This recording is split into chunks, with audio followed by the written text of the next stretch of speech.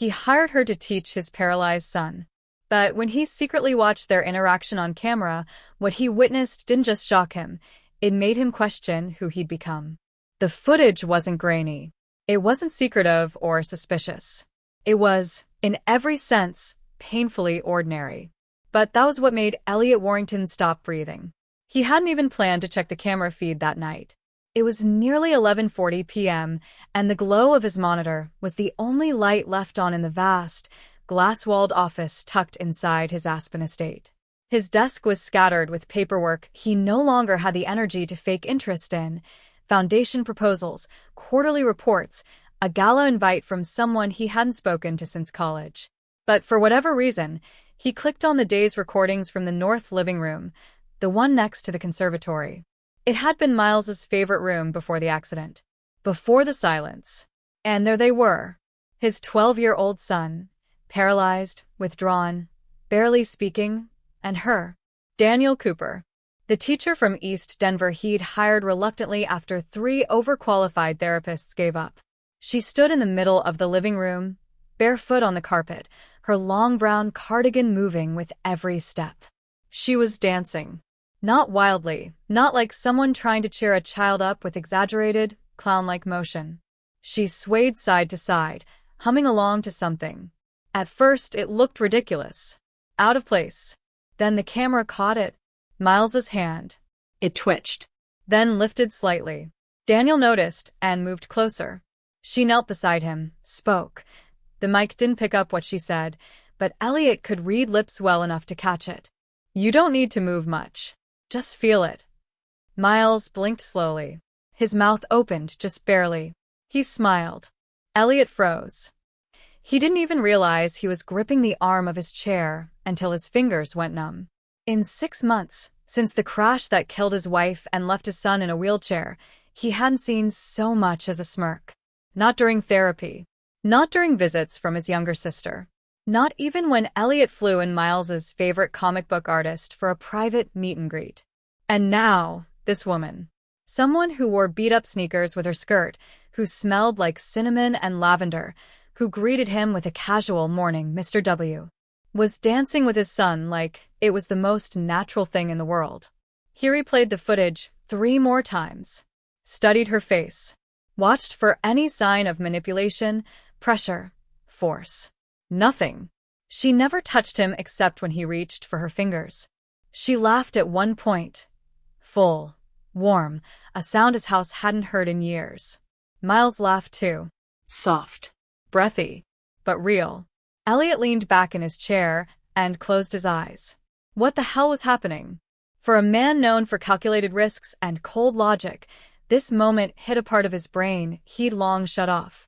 This wasn't strategy. This wasn't measurable. This was something else. But he didn't like not knowing the rules. He checked the timestamp. The footage was from late afternoon. He had been home, working in the detached studio across the property, refusing to be disturbed.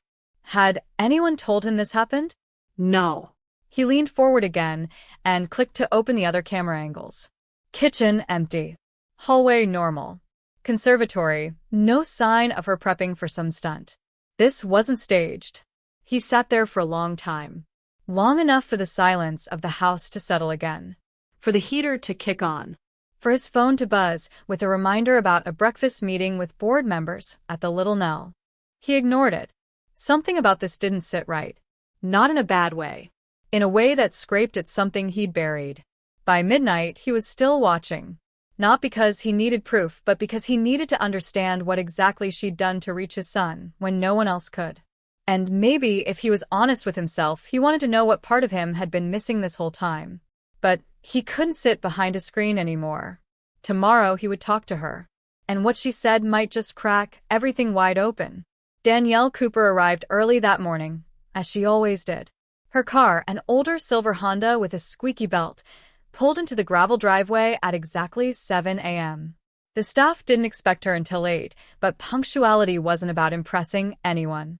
It was about routine, something she believed kids like Miles needed more than anything. She didn't know Elliot was watching from the upstairs landing. He stood behind the frosted glass railing, arms folded, half hidden in the shadow. Not spying. Not quite. Just observing. Trying to figure out who this woman really was. She came in through the side door, where the housekeeper usually left it unlatched. Her bag was slung over her shoulder, oversized, with little felt patches sewn along the sides. Probably a student's gift. She carried herself like someone used to being underestimated. Shoulders loose, but eyes sharp. Elliot didn't say a word until she had one foot inside the schoolroom, the converted sunroom at the back of the estate. Miss Cooper. She stopped mid-step, turned slowly. Good morning, Mr. Warrington. There was no nervous flinch. No guilt. Just calm acknowledgement. I need a minute of your time, he said, voice low. She tilted her head slightly, then gave a polite nod and stepped back into the hallway. He led her into the small reading lounge, the one with the leather chairs and the stone fireplace no one ever used. For a moment, neither of them sat. Then Elliot motioned toward a chair. She took it. He didn't. I saw yesterday's footage. She blinked once, then set her bag down gently on the floor. I know there are cameras, she said. I just forgot they were watching. I wasn't trying to. You made my son smile. The words cut through whatever explanation she had ready. She closed her mouth. Waited. Elliot took a slow breath and stepped closer. You danced with him. Yes. He hasn't smiled in 6 months. I know. How did you do it? It wasn't accusatory. It wasn't hostile. It was desperate. She looked at him, this man with every resource at his fingertips. Private therapists, neurosurgeons, speech pathologists, all the money in the world. And all he could say was how. I stopped trying to fix him, she said. That caught him off guard. I didn't ask him to talk, or to move his legs, or to perform for a progress chart. I just gave him a beat to move to. Nothing more. Elliot exhaled and sat, finally, across from her. You were hired to homeschool him. Keep him academically on track. I am, she said. He read 3 pages out loud yesterday. He stuttered, but he finished. You don't see that on the footage. His jaw flexed. Not in anger. More like effort. Like holding back. Danielle leaned forward, her elbows resting gently on her knees. I don't want your job, Mr. Warrington. I don't want to impress you or get close. I just want him to feel like himself again. Elliot looked away, toward the window. That's the thing, he murmured. I don't even know what himself means anymore. Silence stretched between them, the kind that doesn't need to be filled with small talk or apologies. I used to call him lightning, he said suddenly. He couldn't sit still. He'd run laps around the pool in the middle of winter. One time, he jumped into the deep end fully clothed just to prove a point. Daniel smiled. That sounds like him. He doesn't talk about her. His mother. He does, she said quietly. But only in metaphors. Elliot's eyes met hers. He told me a story about a planet that went dark and how one of its moons kept spinning even without the sun. A pause. He said the moon didn't know it had its own light. Elliot blinked hard. Danielle sat back in her chair, letting the words settle. I don't want to overstep, she said. But maybe Miles doesn't need therapy as much as he needs permission to feel something without being afraid it'll break you. That stung because it was too close to the truth. I'll give you space, she added. If you want someone else, I understand. Elliot shook his head slowly. No. I think I want to see where this goes. But what neither of them knew was that Miles had been listening the entire time. And he had something to say. The cameras didn't catch the little things. The way Miles tapped his thumb against the armrest whenever he was trying not to cry. The way Danielle would pause a lesson and just breathe with him for a few seconds, no pressure, no noise, no expectations. They also didn't catch the first time she heard him laugh, not the big laugh from the living room footage. A different one. Quiet. Unexpected. And strange. It was during a lesson about fractions. She'd drawn a pizza on the whiteboard and tried to act out the slices, pretending to eat them as she accidentally gave herself more than half. Fair, she mumbled with her mouth full of air. This is clearly rigged. Miles, against his own will, let out a sound that wasn't quite a snort. He tried to swallow it back. But she caught it. Didn't say a word. Just smiled, picked up the marker, and handed him the pen. Your turn. Rig it back. That was how it started. Not with therapy.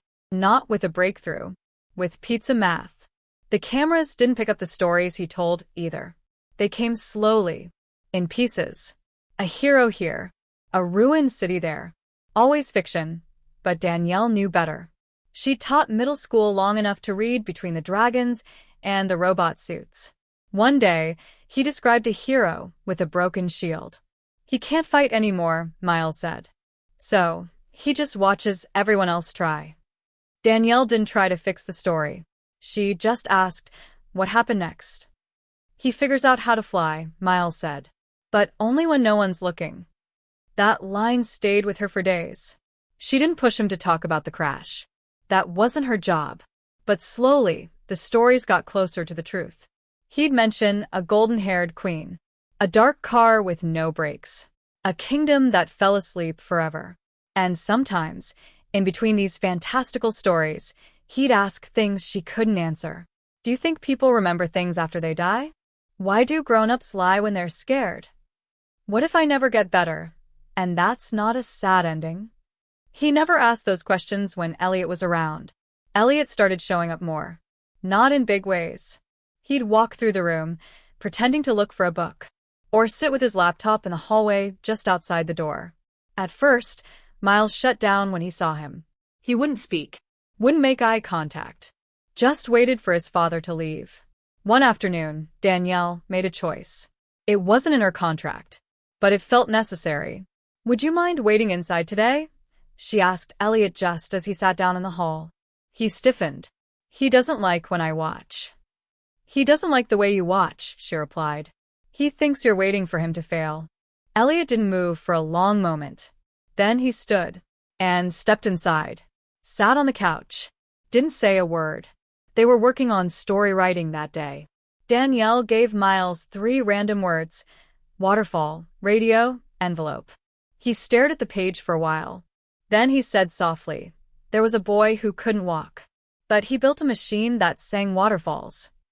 Elliot blinked. Danielle didn't say anything. She just waited. The machine could send messages to people far away, Miles continued, even if they weren't alive anymore. His voice was stronger than usual, clearer. Danielle leaned forward. What kind of messages? Whatever the boy was too scared to say out loud. Silence. Heavy and warm. Then Miles turned, just slightly, and looked at his father. I don't blame you. Elliot's mouth opened. No words came out. I know you think I do, Miles said, voice shaking now. But I don't. Elliot stood abruptly, walked out. Danielle didn't follow. She just sat there with Miles, letting him breathe. But Elliot wasn't walking away to avoid the conversation. He needed to finally face what he'd buried that night on the road.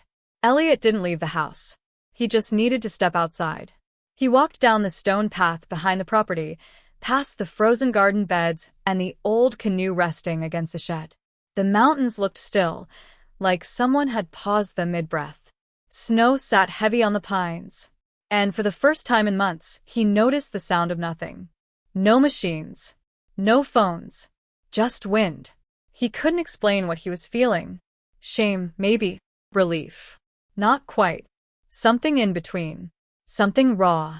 He hadn't expected Miles to speak to him. Not like that. Not with that much clarity. That much forgiveness. He didn't even realize he wanted forgiveness. He just assumed it wasn't on the table. Elliot stayed outside until the cold stung his ears. Then he turned back, retracing his steps, boots crunching through the frozen ground. His mind was still stuck on the words. I don't blame you. He kept repeating them over and over, like a foreign language he was trying to learn. When he walked back in through the kitchen door, he was surprised to hear voices. Actual conversation. Not Danielle talking to Miles, but both of them talking together. Your sentence has a fragment, she said with a laugh. A waterfall that sings is cool, but it needs to do something. It sings better than your old radio, Miles shot back. Elliot paused by the hallway arch. Neither of them had noticed him yet. Well, my old radio, she replied, has survived 3 apartments, 2 middle school fights, and 1 very nosy raccoon. Show some respect. Miles laughed. A full, easy laugh. Elliot stepped forward. Miles looked up. The smile didn't disappear, but it froze, like he was waiting for something to shift. Hey, Elliot said softly. Hey. Danielle gave them space. She stood and moved toward the whiteboard, erasing the half-written sentence with a rag. Do you want to? Elliot started, then stopped. Is it okay if I sit? Miles gave a small nod. Yeah. Elliot crossed the room and lowered himself into the oversized chair near the corner. He sat with his hands clasped in front of him, elbows resting on his knees. I heard what you said earlier, he said. And I want to say something back. Miles watched him carefully. I've spent the last 6 months trying to control everything, Elliot said. Trying to manage. Fix. Avoid. Danielle didn't say a word. She just kept cleaning the board quietly. But the truth is, I was afraid to be in a room with you if I couldn't do something. If I couldn't make it better. Miles shifted slightly in his chair. And when I saw you with Danielle, I saw something I couldn't make happen. No matter how much I tried. Miles's voice was quiet. I thought you didn't care. Elliot's throat tightened. I cared. I just didn't know how to show it without feeling like I was failing. There was a pause. Then, you weren't driving. Miles said it so softly Elliot almost missed it. He looked up sharply. I remember, Miles said. You always act like it was your fault. But you weren't even driving. Mom was. I saw her hand jerk the wheel. Elliot's face went pale. Miles's voice cracked. She was yelling at you. Not loud. Just upset. And she missed the stop sign. Danielle turned around, face soft. Elliot covered his face with both hands. I thought I imagined that. Miles blinked, fighting tears. You didn't. The room felt suspended, like time had slowed down. Danielle walked over and gently placed a tissue box between them. Neither reached for it. Finally, Elliot lowered his hands. Thank you for telling me. I didn't want to, Miles said. But I didn't want you thinking it was all on you either. They sat quietly, father and son, surrounded by a whiteboard half-cleaned and a window fogging over from the heat inside. Danielle sat down across the room, not a teacher, not a therapist. Just someone who'd seen two people crack something open. She cleared her throat gently. We still have to fix that sentence. Miles smiled again. Just faintly. But healing is never a straight line. And the next time Danielle tried to push for progress, things took a sharp turn. Danielle knew the risk of pushing too soon. She'd seen it before, students making progress, then slamming into a wall when someone pushed them past the emotional edge. But that day, maybe she thought things were different. Maybe she got too comfortable. Or maybe she just believed in Miles a little too much. It was a Friday. Snow had started falling around noon, soft but steady. Inside the house, the lesson had been going well. They were working on a story exercise again. Only this time, Danielle gave Miles a challenge. Write in the first person. No fantasy. Just a memory. He resisted right away. Can I do a story about a race car driver with memory loss? He asked, only half joking. You could, Danielle replied. But I think there's something else you need to write first. His fingers stiffened over the tablet's keyboard. Elliot wasn't in the room, but he was close, probably in the next hallway, pretending to look at schedules on his phone again. He'd been hovering a lot lately, never intruding but never too far. I don't want to, Miles muttered. Danielle softened her voice. You don't have to write about the accident. You don't even have to write about your mom. But something real. Something new. That's where the good stuff lives. He stared at the blank screen. You said I didn't have to fix anything, he whispered. Danielle blinked. You don't. Then why are you making me do this? His voice wasn't angry yet, but it was close. I'm not making you, she said carefully. I just think. You think you know what I need, he snapped. But you don't. Danielle sat back, surprised by the heat in his voice. Miles rarely spoke with that kind of force. You were dancing and laughing and being nice, he went on, his words faster now. And now you want to dig through stuff I don't want to remember. She tried to say something, but he wasn't done. You want me to write a real story? Fine. A boy's in a car. It's snowing. His mom's yelling. The boy sees a truck. There's no time to scream. The car flips. The boy wakes up and nothing works. The end. The silence that followed was deafening. Danielle swallowed hard. Miles. He turned away, his shoulders tense. I didn't mean to push like that, she said. I'm sorry. He didn't answer. Let's just stop for today. We don't have to. Please leave. It wasn't a shout, but it felt louder than anything he'd said all week. Danielle stood up slowly. Her heart pounded in her ears. Not because she was angry, but because she knew she'd misjudged the moment. He wasn't ready. She thought he was. But she'd been wrong. As she walked toward the door, Elliot was already there, leaning against the frame. What happened? He asked quietly. I pushed too far, she said without meeting his eyes. That's on me. She grabbed her bag and moved past him. Where are you going? He asked. I think he needs space. And maybe I do too. Elliot hesitated. You're not quitting. I don't know yet. And with that, she walked out into the snow, her coat barely zipped, her thoughts loud and messy inside. Elliot returned to the room. Miles was still turned away, staring out the window. She's not mad at you, Elliot said. Miles didn't move. She was trying to help. I know, Miles muttered. You scared her. I scared myself, he admitted.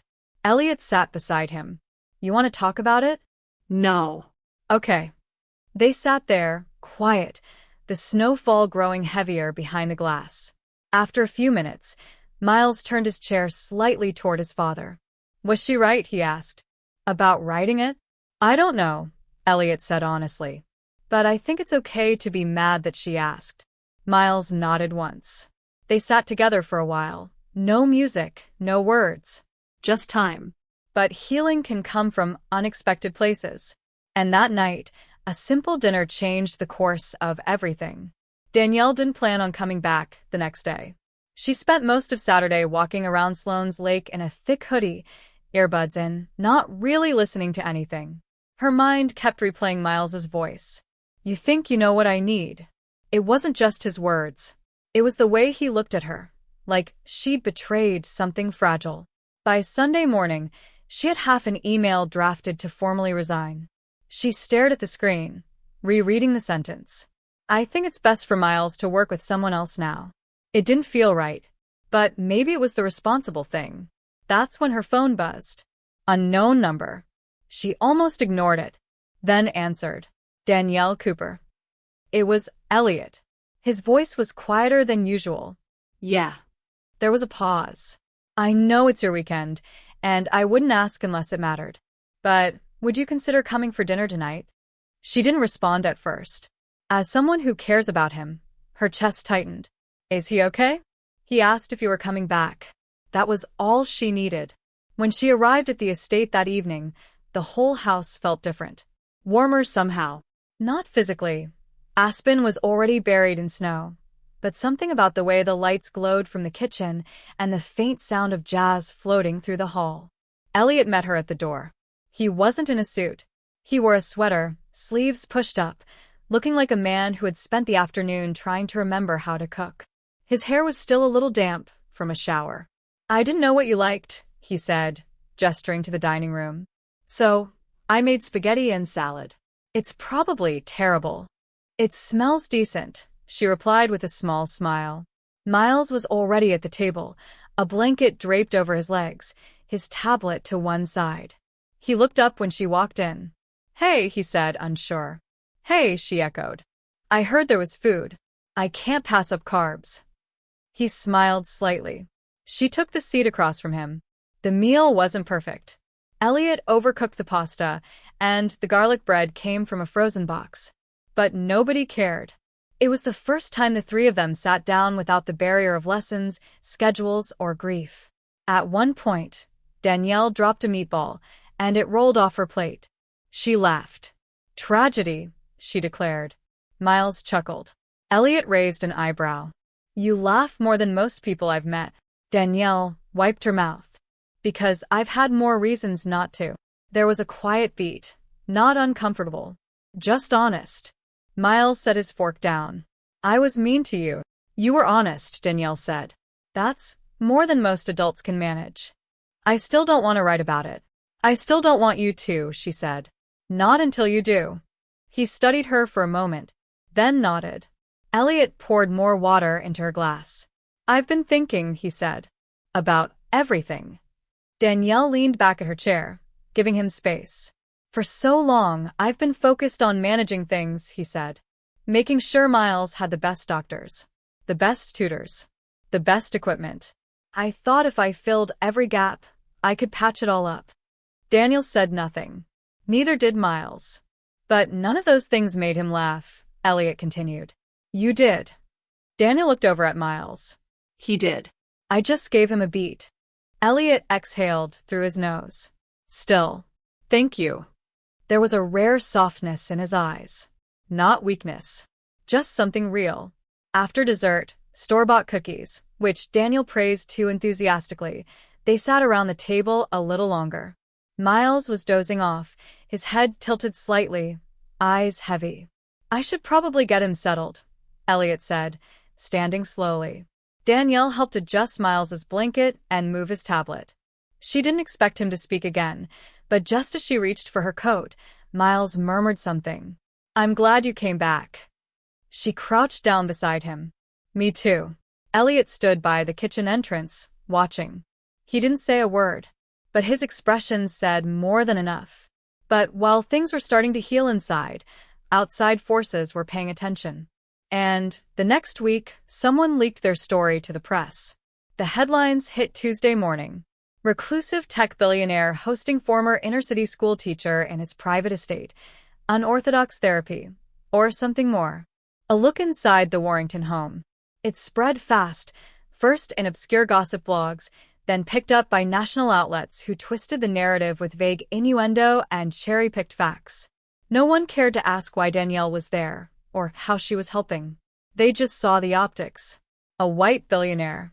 A black woman with a public school background. And a boy caught in the middle. Danielle read the article on her phone while standing in line at a gas station outside Glenwood Springs. She didn't even realize how tight her grip had gotten until the cashier gave her a strange look. You okay? She forced a smile and slid the phone back into her bag. Just tired. When she arrived at the estate that afternoon, Elliot was already in crisis mode. His legal team was on speaker in the library, debating whether to issue a statement or threaten litigation. We need to contain this, one voice said. Your philanthropic board won't like this narrative. Which part? Elliot snapped. That I hired a woman to help my son smile again? No one answered that. Danielle stood just outside the doorway. She didn't need to hear more.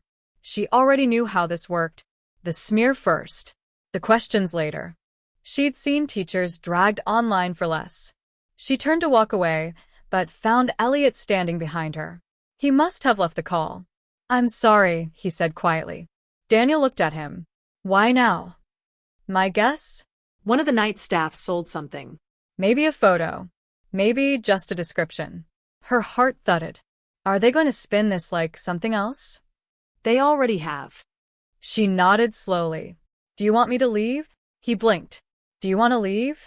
Danielle didn't answer. Not yet. I can handle gossip, she said. But this, you know how they'll twist this. I'm not your. I know you're not, Elliot interrupted. She studied him. Then why do I feel like I'm standing in the middle of something I didn't agree to be a part of? I didn't ask for this either, he said. But I'm not letting them turn this into a scandal just because they don't understand kindness. That word hung in the air. Kindness. He ran a hand through his hair. You should talk to Miles before you decide anything. She found Miles in the library nook, headphones on, staring out the window. His tablet was on, but he wasn't watching it. She sat beside him. Waited. He pulled the headphones off slowly. You saw it, he asked. I did. They made it weird. Yeah. I didn't do anything wrong. No, sweetheart, she said gently. You didn't. His hands balled slightly on his lap. They're saying you're using us. I know. Are you gonna leave now? Danielle looked at him. Do you want me to? Miles didn't answer right away. Then, Barely above a whisper, he said, "I want you to stay." Her eyes watered. "Then I will." He exhaled in relief and leaned slightly toward her, the closest thing to a hug he could manage. Upstairs, Elliot paced in his office. Phone silent. Untouched. He hadn't told Danielle something. Not yet. The article had dredged up more than gossip. It brought back the accident. Pictures of the crash site. Speculation about his wife's emotional state that night. A few outlets even hinted at family drama. What the public didn't know was this. Elliot and his wife had been in the middle of separating. Not legally. Not officially. But emotionally. They'd started drifting long before that road froze over. They argued that night. He told her he was going to take the helicopter back from their Aspen retreat. She insisted on driving. Miles wanted to go with her. Elliot hesitated. Then said yes. He had lived with that decision every day since. That was the truth the headlines didn't touch. The guilt that sat underneath all the noise. Later that night, Elliot sat at the dining table alone. The house was quieter than usual. Daniel had taken Miles to his room early, hoping to avoid any more media chatter. Elliot stared at the screen of his phone. His PR team wanted a statement by morning. Instead, he opened his notes app and wrote one sentence. "Let them write what they want. We'll write something better." But by week's end, things would escalate. And Danielle would have to make a decision no one could make for her. By Thursday, the story had cooled in the press. But inside the house, it still lingered, like smoke after a fire. The staff walked a little quieter. Miles barely looked at the headlines anymore, but Danielle knew it wasn't out of ignorance. It was protection. And Elliot? He hadn't said much in 2 days. That evening, just as the last light slipped behind the ridge, Danielle stepped outside onto the back patio. She didn't expect company, but a few minutes later, she heard footsteps behind her. Not rushed, not cautious. Just present. Elliot. He wore a thick fleece and carried 2 mugs. Without a word, he handed her one and sat on the wooden bench beside her. "Cocoa?" she asked. "It's what we had," he said. "I don't drink it, but Miles made it earlier. I think he wanted me to pass it on." She took a sip. It was sweet, with too much cinnamon. Just like Miles liked it. They sat in silence for a bit. The cold didn't bother either of them much. The stars had started to peek through the night sky, and the air felt cleaner than it had in days. "I didn't know he remembered so much from the accident," Elliot said finally. Asterisk, I thought. I